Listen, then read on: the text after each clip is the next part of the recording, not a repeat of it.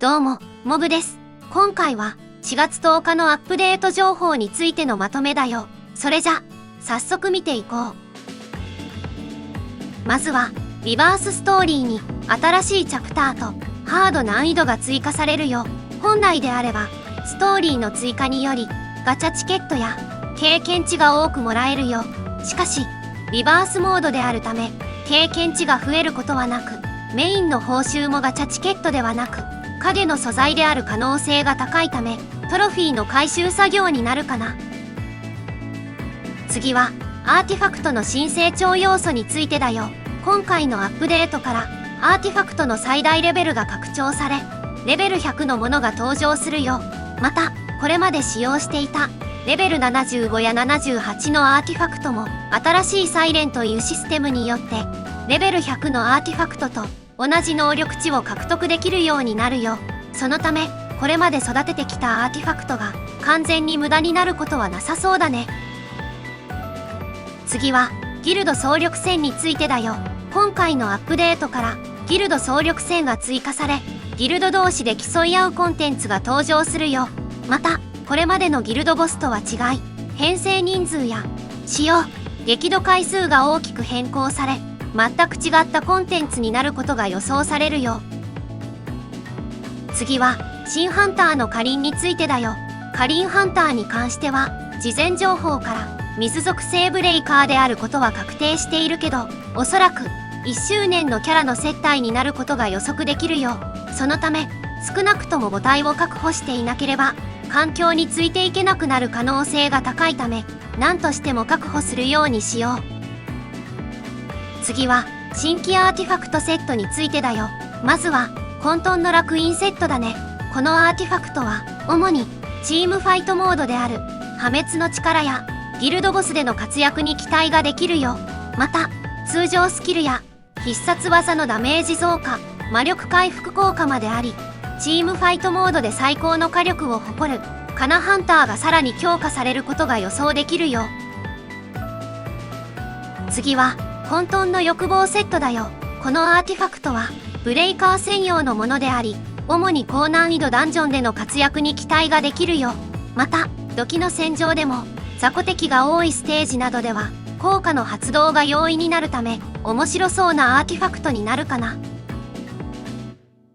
次は、混沌の祈願セットだよ。このアーティファクトは、サポーター専用のもので、パーティーメンバーの攻撃力や HP、防御力などを増加してくれるよ。しかし、再発動時間や魔力消費量が増加するデメリットもあるため、時と場合によって他のアーティファクトとの使い分けが必要そうだね。次は、豪鉄の石セットだよ。このアーティファクトは、防御力3勝のハンター専用のもので、必殺技を高頻度で打つことができる、トーマスやシャーロット向けのアーティファクトになるかな。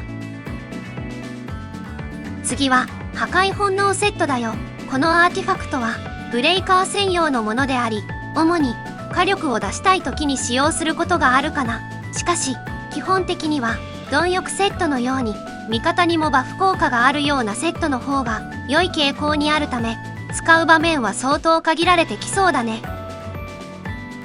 次は、関心セットだよ。このアーティファクトは、アクアマリンセットと効果が似ていて、パーティーメンバーが、スイッチインした時に攻撃力が大きく増加するよ。しかし、再発動時間に気をつけなければいけないため、土器の戦場などで使う場合には少し意識する必要があるね。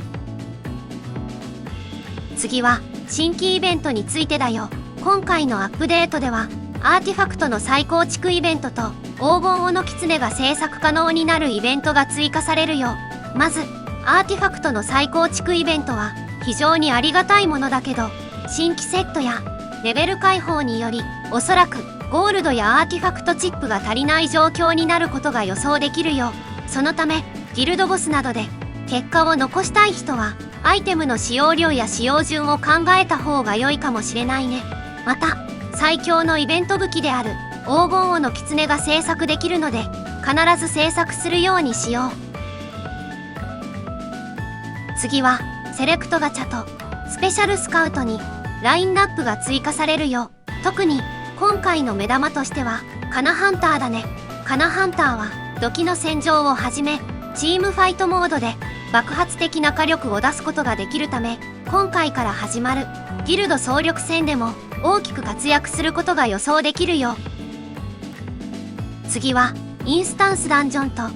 封鎖任務の難易度が拡張されるよ。これまでの場合は20段階が最高だったけど、今回のアップデートでは30段階まで拡張され、かなり難しくなるよ。また特定の段階からは基本的に使わないアーティファクトが排出されなくなるため、厳選の効率を上げるためにもより高い難易度をクリアするようにしよう。次はコンテンツの改善及び変更についてだよ。まずはビューハンターの5つの性能が向上するよ。これは特定のスキルの使用回数が増えることにより、よりブレイクさせることができ、火力も増すことが予想できるね。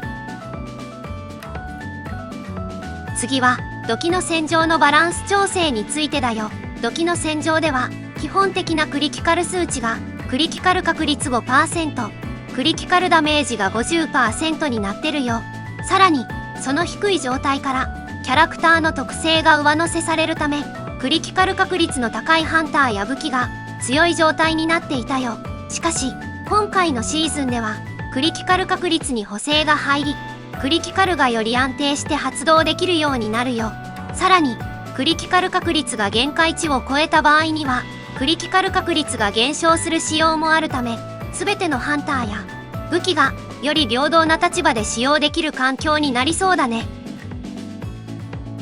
次はシミュレーションゲートの難易度が大幅に緩和されるよ。基本的には攻撃力の低下や効果力の攻撃が削除され、耐久面で楽にはなったかな。特に未知角の攻撃に関してはかなりの苦情があったため、より攻略が楽になりそうだね。